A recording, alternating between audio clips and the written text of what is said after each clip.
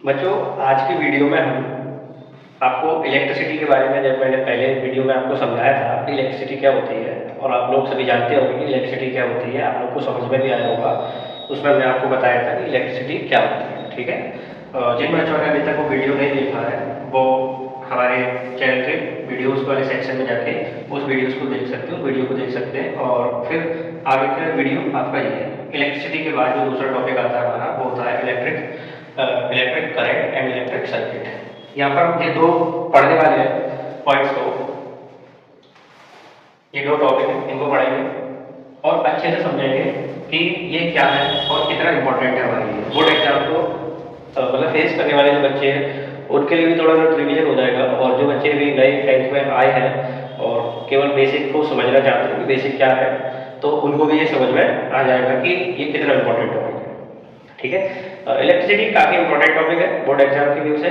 काफ़ी क्वेश्चन का काफ़ी मतलब वेटेज है इसका, और क्वेश्चन कई पूछे जाते हैं, कई बार घुमा घुमा के क्वेश्चन पूछे जाते हैं हमसे। तो जो क्वेश्चन कैसे बनते हैं वो सब हम यहाँ पर देखने वाले हैं, किस तरह से वो क्वेश्चन हमारे लिए इंपॉर्टेंट हो जाते हैं। ठीक है, तो हम टॉपिक की शुरुआत करते हैं। टॉपिक है हमारा, चैप्टर का नाम है इलेक्ट्रिसिटी, और आज इस वीडियो में हम ये दो टॉपिक कवर करने वाले हैं। और इन दो टॉपिक्स में क्या आपको नोट करना है, क्या आपके नोट्स होने वाले हैं, वो जो यहाँ पे हमने लिख रखे हैं, आगे इसको एक्सप्लेन करेंगे, आप इसको नोट करेंगे। और एक कॉपी आप चाहे तो आप हमारे साथ मिलकर पूरा सिलेबस कवर कर सकते हैं और कॉपी बना सकते हैं। तो यहाँ से हम सारे वीडियो को डाल के पूरा सिलेबस कंप्लीट करेंगे और आपको समझ में आता जाएगा। अगर आप हमारे मतलब चैनल से जुड़े हुए हैं तो आज मतलब आपको कोई प्रॉब्लम नहीं होने वाली जब तक आपका बोर्ड एग्जाम होगा। अभी 24 है, यानी कि 2024 चल रहा है, तो आने वाले टाइम में जब भी आपका सिलेबस पूरा होगा उसमें रिवीजन भी कराएंगे, टेस्ट भी कराएंगे, सब कुछ कराएंगे। ठीक है, जो बच्चे जुड़ गए हैं तो वो शुरुआत से जुड़े रहे और समझते रहे कि टॉपिक क्या है। चलिए टॉपिक की शुरुआत करते हैं यहाँ से हम, करंट एंड इलेक्ट्रिक सर्किट। तो यहाँ पे हमें समझना है कि करंट क्या होता है, इलेक्ट्रिक सर्किट क्या होता है। घरों में आपने सभी ने देखा होगा, हमारे यहाँ पे लाइट की फिटिंग होती है, एलईडी भी है, टीवी भी चलता है, फ्रिज भी चलता है, पंखा भी चलता है, सब कुछ चलता है। ठीक है, तो जो हमारे यहाँ पे मतलब एनर्जी आ रही है उसको कहते हैं इलेक्ट्रिसिटी। ठीक है, उसमें चार्ज का फ्लो होता है। क्या फ्लो होता है? चार्ज, यानी कि उन वायर से करंट फ्लो होता है, और करंट फ्लो हो जाने की वजह से वो डिवाइसेस एक वर्किंग कंडीशन में आ जाते हैं, यानी काम करना शुरू हो जाते हैं। वॉशिंग मशीन है, फ्रिज है, एसी है, कुछ भी है, सब कुछ चलना शुरू हो जाता है। और जब लाइट चली जाती है यानी कि पावर कट हो जाता है तो वो सभी अपनी मतलब ऑफ पोजीशन में चली जाती है। तो ऐसा उनमें क्या हो रहा है, उनमें एनर्जी आई और एनर्जी चली गई। ठीक है, तो ये जो इलेक्ट्रिसिटी है वो एनर्जी है, और जो एनर्जी है वो कैसे आई और कैसे चली गई, वो है चार्ज करंट का फ्लो। किसका फ्लो बेटा? करंट का फ्लो। तो सबसे पहले ये समझेंगे कि करंट क्या होता है। तो सेकंड क्वेश्चन हमारा लिखा है व्हाट इज इलेक्ट्रिक करंट। ठीक है, तो यहाँ से हम देखेंगे इलेक्ट्रिक करंट क्या होता है। तो यहाँ पे इसकी डेफिनेशन लिखिए, the rate of flow of electric charge. अब यहाँ पर एक नया पॉइंट आया, चार्ज, इलेक्ट्रिक चार्ज। ये क्या होता है भाई इलेक्ट्रिक चार्ज, इसको भी एक्सप्लेन करेंगे।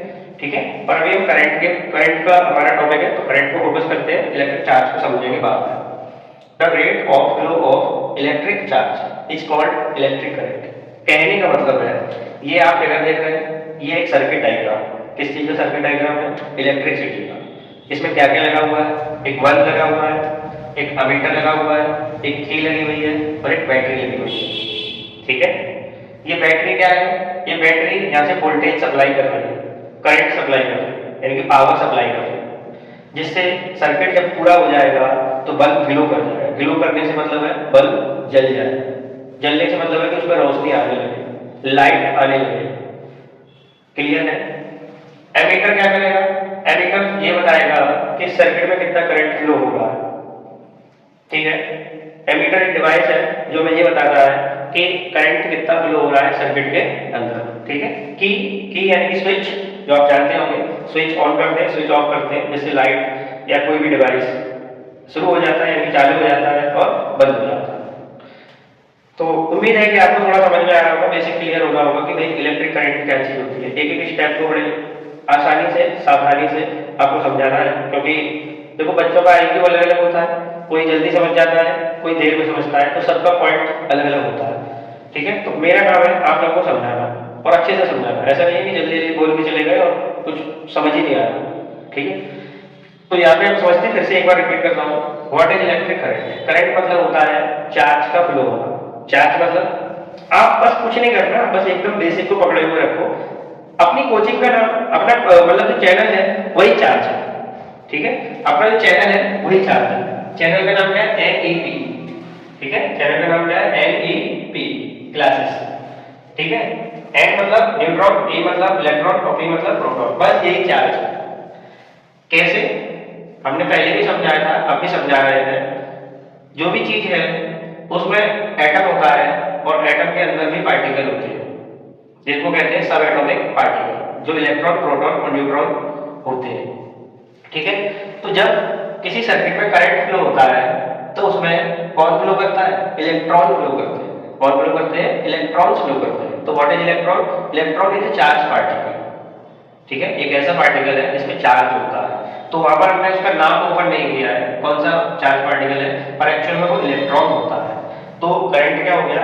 The rate of flow of electric charge is called electric current. या आप इसको नोट कर सकते हैं इलेक्ट्रिक करंट क्या हो गया, ठीक है।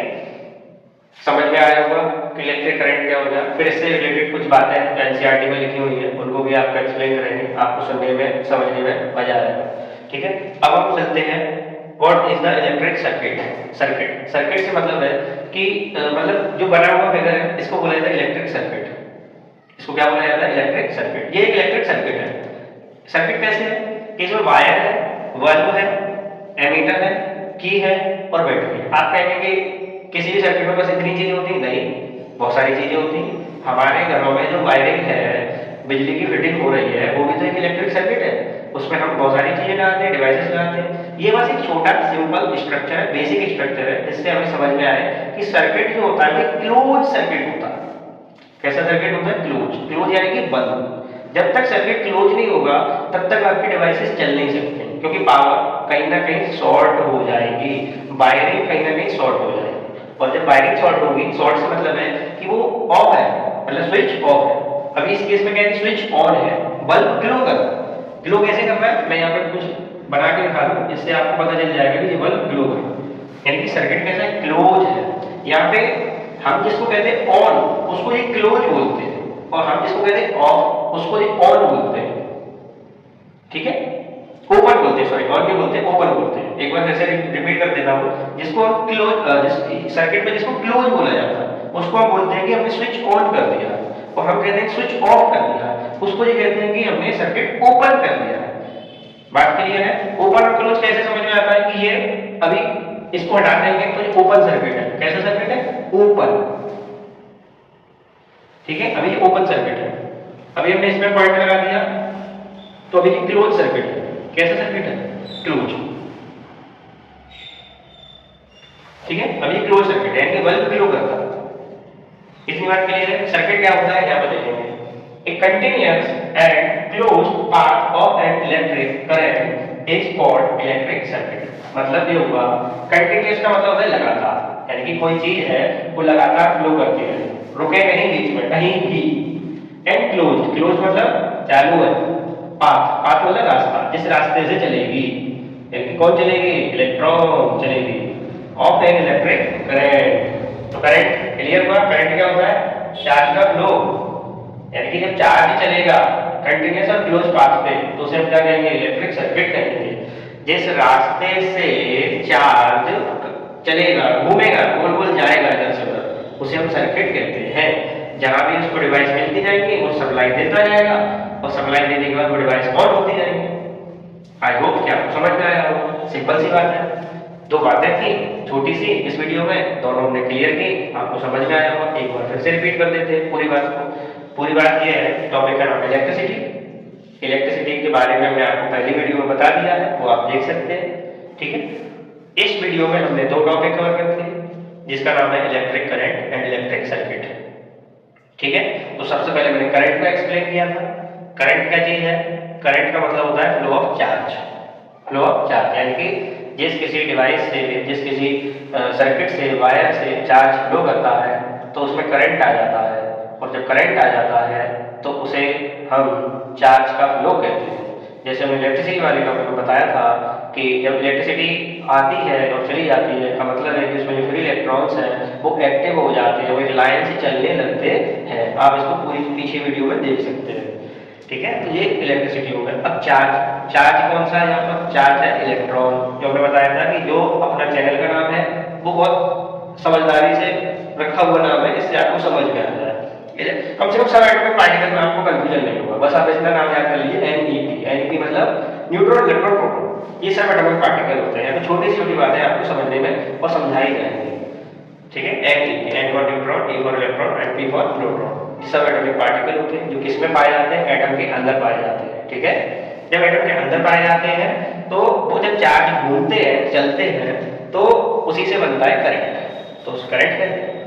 अब करंट चलेगा कहाँ पर? एक सर्किट में चलेगा। सर्किट क्या होता है? Continuous and the close path of the electric current is called electric circuit. उसे क्या बोलेंगे?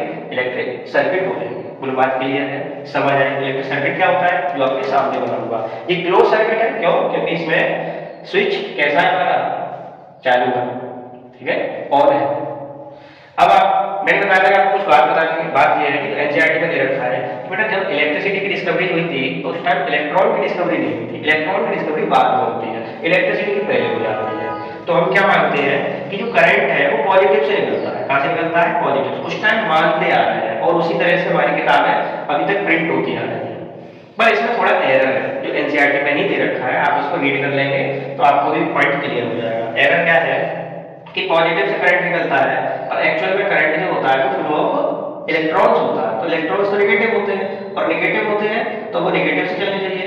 तो हम यहाँ पर ये मानते चले आ रहे हैं कि करंट का डायरेक्शन और इलेक्ट्रॉन के फ्लो होने का डायरेक्शन दोनों अपोजिट होते हैं।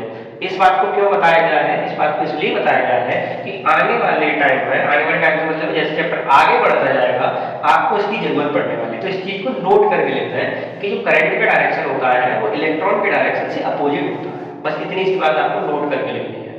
Direction of current is opposite to the direction of flow of electrons. Clear है? ये दोनों पॉइंट्स आपको क्लियर हुए होंगे। अब थोड़ा चार्ज के बारे में बात कर लेते हैं। चार्ज क्या होता है? चार्ज से मतलब है इसको Q से रिप्रेजेंट किया जाएगा, चाहे आप स्मॉल q और कैपिटल Q किसी से रिप्रेजेंट कर सकते हैं। चार्ज की यूनिट होती है कूलाम। तो क्या होती है? चार्ज की यूनिट होगी कूलाम। तो अगर हमें चार्ज दे रखा है कि किसी वायर से इतना चार्ज फ्लो करता है, ठीक है, तो हम कैसे बना पाएंगे? उसके लिए फॉर्मूला होता है I इक्वल टू Q/T। आप कुछ भी लिख सकते हैं, स्मॉल या कैपिटल, ये फॉर्मूला जरूर नोट करना आप लोग, ठीक है। ये फॉर्मूला जरूर नोट करें और ये इस आप लोग एक स्नैपशॉट ले सकते हैं इसके बारे में और इसके नोट्स प्रॉपर बना के चलें, जिससे आपका पूरा सिलेबस कंप्लीट हो सकता है।